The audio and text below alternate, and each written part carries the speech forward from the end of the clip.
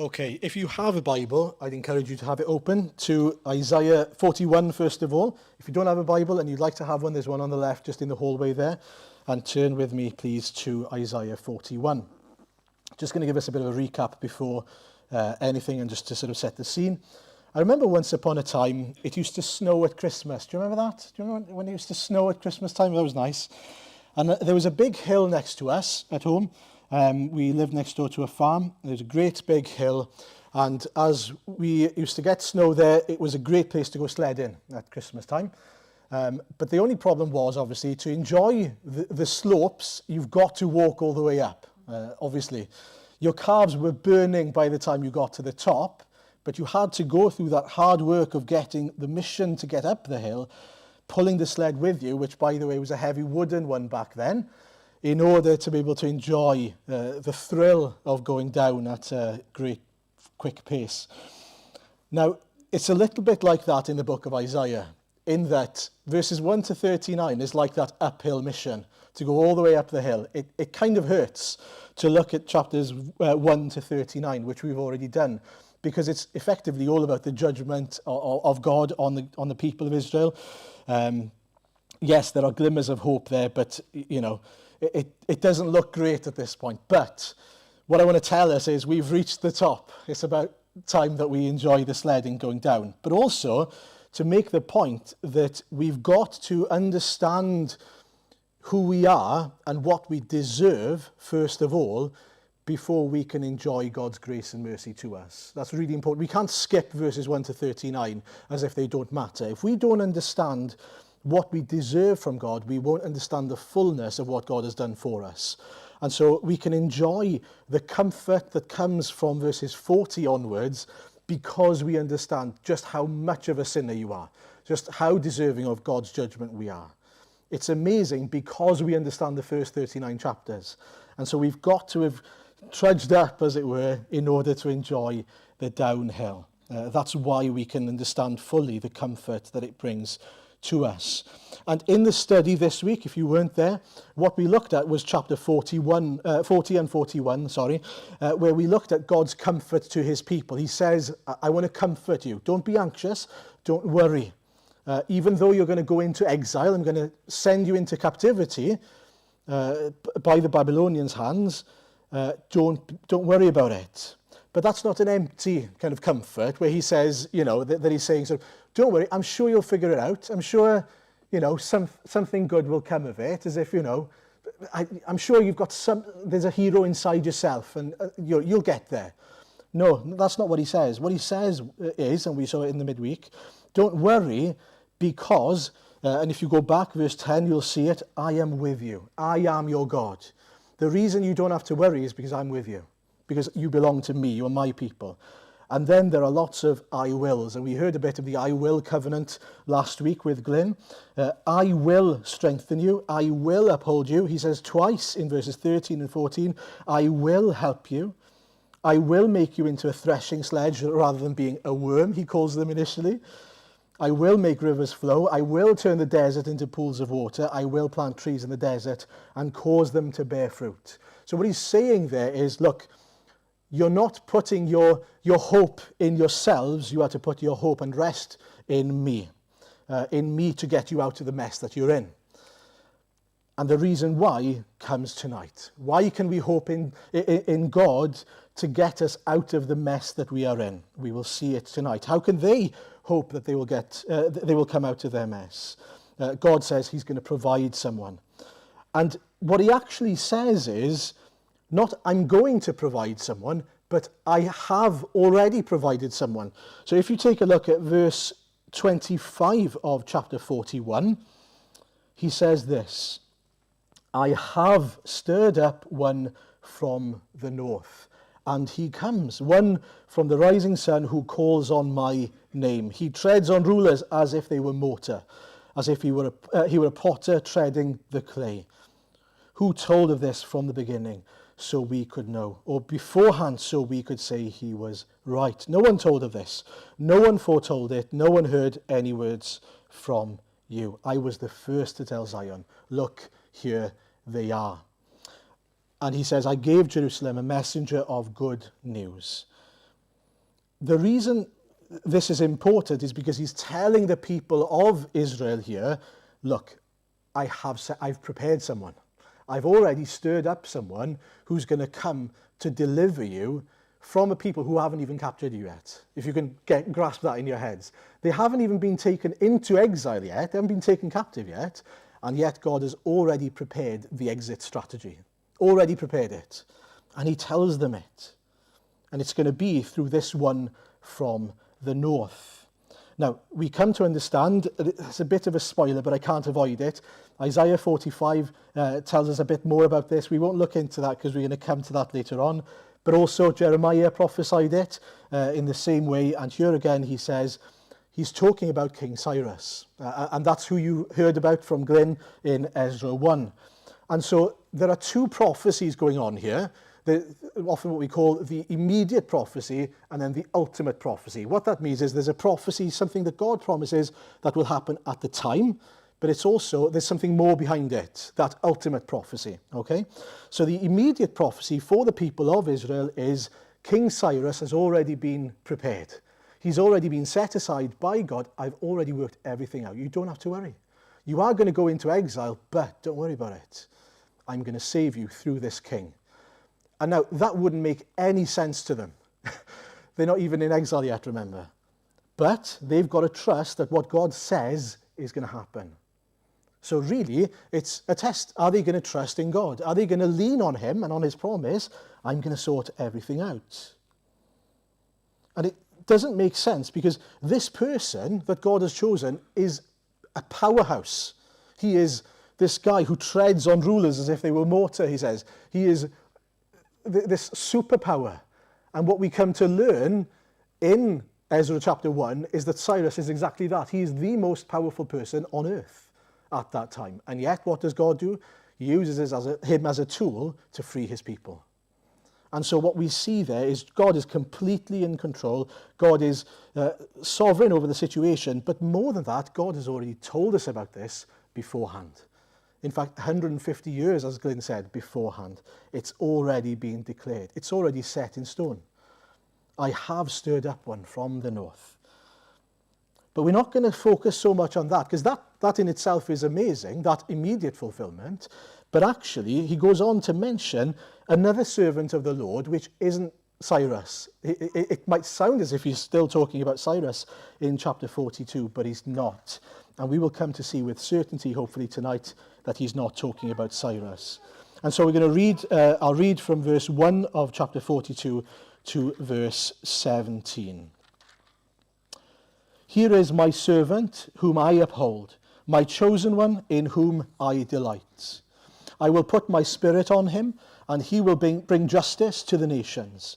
He will not shout or cry or raise his voice in the streets. A bruised reed he will not break, and a smouldering wick he will not snuff out. In faithfulness he will bring forth justice. He will not falter or be discouraged till he establishes justice on earth. In his teaching the islands will put their hope. This is what God the Lord says, the creator of the heavens, who stretches them out, who spreads out the earth with all that springs from it, who gives breath to its people and life to those who walk on it. I, the Lord, have called you in righteousness. I will take hold of your hand. I will keep you and will make you to be a covenant for the people and a light for the Gentiles, to open eyes that are blind, to free captives from prison, and to release from the dungeon those who sit in darkness. I am the Lord, that is my name. I will not yield my glory to another, or my praise to idols. See, the former things have taken place, and new things I declare. Before they spring into being, I announce them to you. Sing to the Lord a new song, his praise from the ends of the earth. You who go down to the sea and all that is in it, you islands and all who live in them. Let the wilderness and its towns raise their voices. Let the settlements where Kedar lives rejoice. Let the people of Selah sing for joy. Let them shout from the mountaintops. Let them give glory to the Lord and proclaim his praise in the islands. The Lord will march out like a champion. Like a warrior, he will stir up his zeal. With a shout, he will raise the battle cry and will triumph over his enemies. For a long time I have kept silent. I have been quiet and held myself back. But now, like a woman in childbirth, I cry out, I gasp and pant. I will lay waste the mountains and hills and dry up all their vegetation. I will turn rivers into islands and dry up the pools. I will lead the blind by ways they have not known. Along unfamiliar paths I will guide them. I will turn the darkness into light before them and make the rough places smooth. These are the things I will do. I will not forsake them. But those who trust in idols, those who say to images, you are our gods, will be turned back in utter shame. Amen. Okay, so this is the context and really what we're going to look at this evening. And I just want to ask one question. I don't know if you've ever considered this. Why didn't God intervene before the people went into exile? If he's already planned for their return, why didn't God intervene in the first place so that they didn't have to go into exile in order then to be brought out of exile by someone? Well, the reason why is because they needed, well, two things. To learn that they are not loving God as they ought to in the first place. There's a problem in their hearts. They don't serve the Lord as they ought to. They don't love the Lord as they ought to. But not only that, they needed to see that they needed saving. They needed someone to come along and save them from themselves, their own mess. When I was in a conference, not last week, week before, I met a pastor from Ukraine. And that's not usual, is it? Meeting someone from Ukraine. He's a pastor in the Ukraine then, and he was in this conference, and he was saying, I want you to pray for two things for the people of Ukraine. What do you think they were? What's the first thing you'd think he would be asking for prayer for? Peace. Wrong. What do you think is the second thing he asked for? Peace? No. No. He said, as much as I would like for there to be peace, personally, he said, I would like for you to pray that God would continue to transform Ukraine into a people who love God. Because since the war, that's what's happening. And the second thing he prayed was that people would become a people who respect the law. And he said the reason why is because one of the biggest issues they had when the war began is that most of the pastors of the churches fled. They left. What does that tell you? Well, they love themselves more than they love the Lord and their people. And so you're saying, what we're now seeing is the Lord teaching us to be a people who love God above all. But the second thing he said was, before the war, people were a law unto themselves. In other words, they would be going about doing their own thing and justifying it by saying, yeah, but those are the bad guys and we're forgiven by grace anyway. And so, you know, even if we don't keep the law that's there, then, you know, God will forgive us. And so they had these big, deep-rooted problems where people really loved themselves more than they loved God, and they didn't uphold the law. And he was praying, well, I'm seeing that since then, things have changed in the hearts of people, which is quite amazing, really, when you consider that you would think that he would be praying that the war would stop. And don't get me wrong, he would love that. But he understands that the Lord is still at work, even in the middle of that conflict. Why do I say that? Well, the people of Israel needed to be in captivity. They needed to be in captivity to understand that it's their mess that has led them to this point. This is what they deserve. These are the consequences of living a life without God at the center. But God is so gracious to them that he doesn't leave them there. He plans a way and he comforts them by saying, even though you've messed up, I've prepared even beforehand to come and save you. And I'm going to send my servant to come and redeem you. And that's what this next chapter is all about, this servant. This servant who's going to come and he's going to change everything. And he's not talking about King Cyrus here. The ultimate picture is that Jesus is the servant. interesting fact maybe for some of you, the New King James, if you have that version of the Bible, it will have capitalized the word servant with a capital S to show you it's not just any servant, but a special servant. But it doesn't really need that because we'll see later on, Christ himself kind of confirms that he is the one that's being talked about here. And so, the first thing we're going to look at is the nature and the character of this servant. Take a look at the first 4 verses of chapter 42. We hear that God is sending this servant, and he wants us to see, here is my servant. He's not just any servant, he is God's servant. He is God's chosen one. My chosen one, my anointed one, in whom I delight. God delights in him. He is pleasing to God. Okay? That's the first thing we see.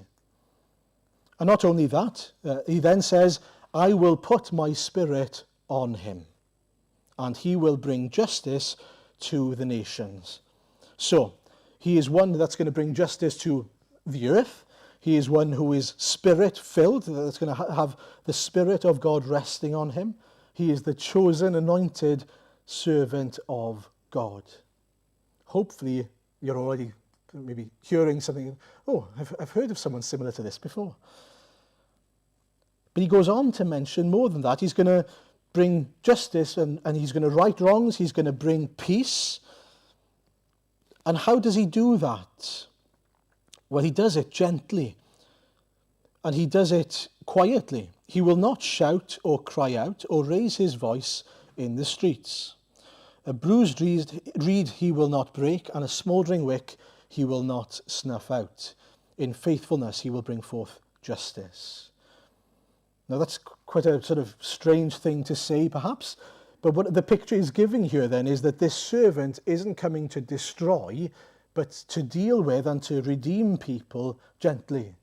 A reed, you know what reeds I'm sure, it's the thin little things that grow. They can be bruised very easily, especially in the storms. And if you can imagine a bruised reed hanging on for dear life.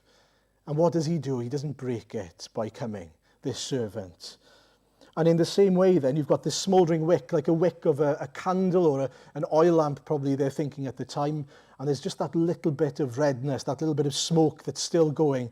But it's basically almost dead, almost out completely. But he doesn't snuff out. He doesn't quench completely that flame, that little bit of life that's left in it. And so the servant, by coming, even though he convicts people of sin, even though he does come with a degree of judgment, he doesn't kill, he doesn't destroy. Rather, he is able to redeem and to bring back to life, in fact. And that's such a wonderful picture, isn't it, of this gentle servant. Not only that, he says, verse 4, he will not falter or be discouraged until he establishes justice on earth. In his teaching or his ways, the islands will put their hope. So this person is the hope of all the nations. This servant who will come, who will be establishing justice on the earth, is the answer. He is the hope of everyone. He is gentle, he is quiet, he doesn't come by storming in loudly. He is anointed, he has the Spirit of God on him. And then we hear about the sort of the mission and the work of the servant and who he is even more again. And you've got God, verses 5 to 9, if you notice there, identifying his servant not only as this king, but as, and I love this term, as a covenant. He is the covenant. You'll notice it in verse 6. So he says, I, the Lord, have called you in righteousness. I will take hold of your hand. I will keep you and make you to be a covenant for the people. Not to bring a covenant, but to be a covenant for the people. Now that's quite strange, isn't it? Why does he use that? What does that mean? So through the servant, Jesus, there was going to be a new agreement, a covenant that was made with the people of God. And it depended on him, his righteousness, his works. He will make him to be a new covenant or a covenant for the people and a light for the Gentiles. to open eyes that are blind, to free captives from prison and release from the dungeon those who sit in darkness. This servant is going to save people and to help them to come into a new agreement relationship, covenant relationship with God. And who is that? Well, of course, it's Jesus, who says, this cup, when we celebrate the Lord's Supper, this cup is the new covenant in my blood. It is a sign. The whole purpose of that is that the blood of Jesus, the death of Jesus, covers us and enables us to be in a covenant relationship with him. How wonderful is that? Because of the shedding of Jesus' blood, our sins are forgiven. He is the new covenant. Now, in order for us to see how this all points us to Jesus, I mean, hopefully you can already see it, but it's important to note, isn't it, that, again, we heard Philippians 2, where Paul says there that Jesus took on the form of a servant. He became a servant. Rather than being God who was being served by angels in heaven, he took on the form of a servant. But more so than that, if you were to take a look at Matthew 12, verses 14 to 21, it says this: "But the Pharisees went out and plotted how they might kill Jesus. Aware of this, Jesus withdrew from that place. A large crowd followed him, and he healed all who were ill. He warned them not to tell others about him. This was to fulfill what was spoken through the prophet Isaiah. 'Here is my servant, whom I have chosen, the one I love, in whom I delight. I will put my spirit on him, and he will proclaim justice to the nations. He will not quarrel or cry out. No one will hear his voice on the streets. A bruised reed he will not break, and a smouldering wick he will not snuff out, till he has brought justice through to victory. In his name the nations will put their hope.'" What's the point? Well, he's saying Jesus fulfilled what was said in Isaiah 42. He is the servant, and he had to hide himself away so that he could continue to be the servant who delivered justice on the cross. But not only that, if you were to turn to Luke chapter 3, and the last couple of verses, I think it's 21 and 22, when Jesus was baptized then, when all the people were being baptized, Jesus was baptized too. And as he was praying, heaven was opened and the Holy Spirit descended on him in bodily form like a dove. And a voice came from heaven, "You are my son, whom I love. With you I am well pleased." And then you've got chapter 4 of Luke. And in chapter 4, again, although this quote is from Isaiah 61, by the way, I think it's 61, there are so many things that he says there that also apply to this passage here. So listen to what's being said and you'll hear very similar things to what we just read about from Isaiah 42. So Jesus returned to Galilee. This is chapter 4, verses 14 to 21 of Luke chapter 4. Jesus returned to Galilee in the power of the Spirit, and the news about him spread through the whole countryside. He was teaching in their synagogues, and everyone praised him. He went to Nazareth, where he had been brought up, and on the Sabbath day he went into the synagogue, as was his custom. He stood up to read, and the scroll of the prophet Isaiah was handed to him. Unrolling it, he found the place where it is written, "The Spirit of the Lord is on me, because he has anointed me to proclaim the good news to the poor. He has sent me to proclaim freedom for the prisoners and recovery of sight for the blind, to set the oppressed free, to proclaim the year of the Lord's favour." Then he rolled up the scroll, gave it back to the attendant, and sat down. The eyes of everyone in the synagogue were fastened on him. He began by saying to them, "Today this scripture is fulfilled in your hearing." I love that passage. Can you imagine that situation where he goes up, he reads Isaiah, and it's Isaiah 61. He explains, you're waiting for this person who has been sent by the Lord, Spirit-filled, anointed, and sent to proclaim good news to the poor, to proclaim freedom for the prisoners, to recover the sight of the blind, and so on, which is very similar to what we heard about the servant in 42. He sits down and he says, completed. You've just seen it. This is it. I am he. I would have loved to have been there. Can you imagine being in that sort of a situation where he identifies himself as this servant? So Jesus is saying about himself, look, I am the servant you've been waiting for. And so if we are amazed that, and we should be amazed that Cyrus was foretold by God, this is the one I've prepared for you to bring you out of exile. Don't worry.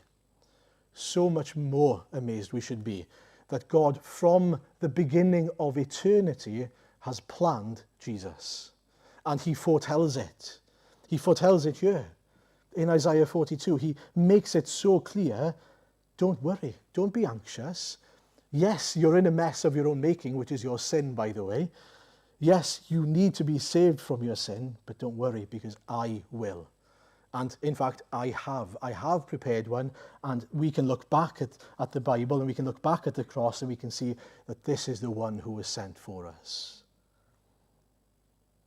It's almost like a magic trick where someone, you kind of want to say, are you amazed? Prepare to be amazed. Look.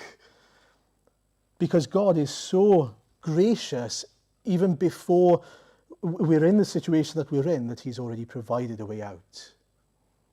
And he wants us to know. He doesn't want us to remain in anxiety.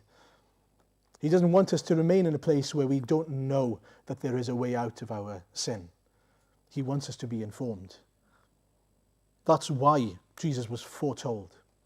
If he wanted us to remain in anxiety, he wouldn't have told us that. I wonder how many people in our own lives are still in anxiety, not knowing that a Saviour has not only been foretold, but has come and has already died for their sins, if only they knew. I wonder how many people in our lives need to know that there's a Saviour who loves them, who's died for them, and all they need to do is turn and trust in him. Now, how should we respond to all of this? How should we respond to the fact that God has prepared a servant for us who will save us, who will bring about justice and will redeem his people? Well, that's what verse 10 onwards is all about. So it's sing to the Lord a new song. Praise him. Declare the praises, the glory of the God who has done all these things.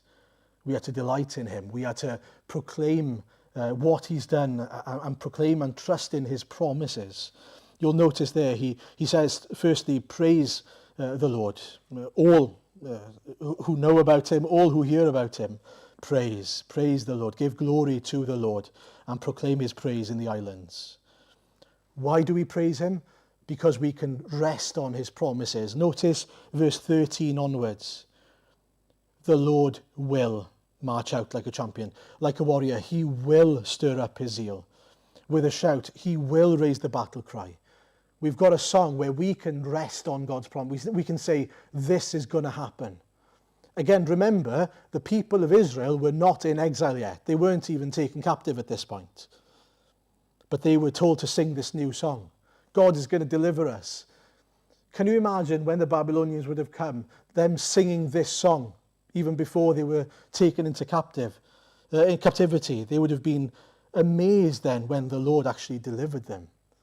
They were right. How could they have known? Again, it declares God's majesty, his greatness. It's amazing to me that that's exactly what we get to do. We get to declare and rest on the promises of God that haven't been brought to fulfillment yet. We get to tell people Jesus is going to come back. And people are going to look at us and go, you're idiots. But he's going to come back one day. And when he comes back, they're going to be amazed by it. And we can pray, obviously, that the Lord will work by his Spirit to reveal the fact that we're not actually crackers. That God, for good reason, has said that he's going to come back. And he is going to come back. We can trust in him. But the question really is, are we declaring his praises? Are we resting on his promises? The things that he has promised us and delivered on, but also the things that he promises and he hasn't delivered on yet because they haven't come to pass yet. That's why we sing hymns like, he will hold me fast. It's a promise that God has made. He'll keep me till the end. We're not at the end yet. How can we rest on his promises? Because of who God is, not because of who we are. And so our lives should be a song to the Lord. Our whole lives ought to be a new song of praise, declaring who God is, what he has done, and what he will do. And so the question really is that true of your life? Is your life a new song of praise to God? Are you singing a new song? Hopefully you understand what I mean there. Is your life a new song of praise to God that declares the glory and majesty of God? Does the way you live declare who God is? Is your life a song that rests on the promises of God? So when people look at the way you live, they know that you are resting on his promises. Now that's a real challenge, isn't it? Because does my life reflect a full trust in the Lord to deliver me, or am I trying to deliver myself? Is my life showing that I'm actually trying to control my circumstances and anxious about all my circumstances? Or does my life actually reflect that the Lord is my King? He is in control. He has made these promises to me and I'm resting on them. That's a real challenge. That's exactly the song that we're told to sing here. He will, he will, he will. He is going to do these things. And he says, I will turn the darkness into light before them, verse 16, and make the rough places smooth. These are the things I will do. I will not forsake them. God speaking there. They're referencing God. So they're saying, God has said he's not going to leave us. And I'm singing about it. Are we singing about it? The reason why I'm saying, is our life a song, is because it's easy to come along and sing those hymns on a Sunday. It's easy to say the words, but does my life reflect it? Does my life reflect a wholehearted trust in Jesus? And you can ask those questions for all these things. Does my life reflect a praise for God and a reliance on God to deliver me from all things? And so we can pray that the Lord would continue to show us the beauty and the majesty of Jesus, so that we can continually sing this new song. One thing he also does say, and this is a hard one, isn't it? That we are not only to sing praises to God and to sing the promises of God, as it were, or trust in the promises of God in our song, but we are also to declare the judgment of God. If you notice verse 17, but those who trust in idols, who say to images, you are our gods, will be turned back in utter shame. That's part of this new song that we're meant to sing. That's where it gets a bit hard, isn't it? Because no one likes to sing about the judgment of God.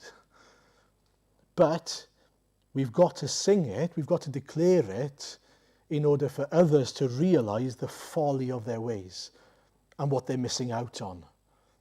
If we love someone and you see them doing something that leads to emptiness, and you truly love them, why on earth would you let them carry on doing it? Imagine a child. Imagine if one of my children was trying to achieve some goal or try and do something, and the way they're trying to do it is just complete folly. For example, trying to write an essay, and they're trying to do it with a stick rather than with a pen. So they've got the wrong tool in their hands. They're placing their trust in the stick, which doesn't have any ink in it, so nothing's going to happen. They're trying, but nothing's happening. Now, I would be foolish and I would be unloving by looking to them and saying, oh, well done, you're doing a great job. Wouldn't I? I'd be dumb. What should I tell them? You need something else. You need a pen. You need ink. You need something that can deliver in terms of what you're trying to achieve. In the same way, if we see people who are working and striving, trying to place their hope in emptiness, in dead gods that can do nothing for them, we would be so unloving to them by letting them carry on. That's why we have to tell people, those who trust in idols, those who say to images, you are our gods, will be turned back in utter shame. because they haven't trusted in the Lord, who's offering them everything they could ever need. And so it's our privilege to be able to point them to the true living God, the one who can deliver, the servant king, who loves us and who wants us to rest in him. Are you resting in him? Are you resting in him this evening? Can you say, this servant is my servant? If you can, praise the Lord. If you can say, Jesus has served me. He's ministered to me by coming and saving me. Praise the Lord. If not, can I implore you this evening, come to Jesus. Come to Jesus for his glory. Amen.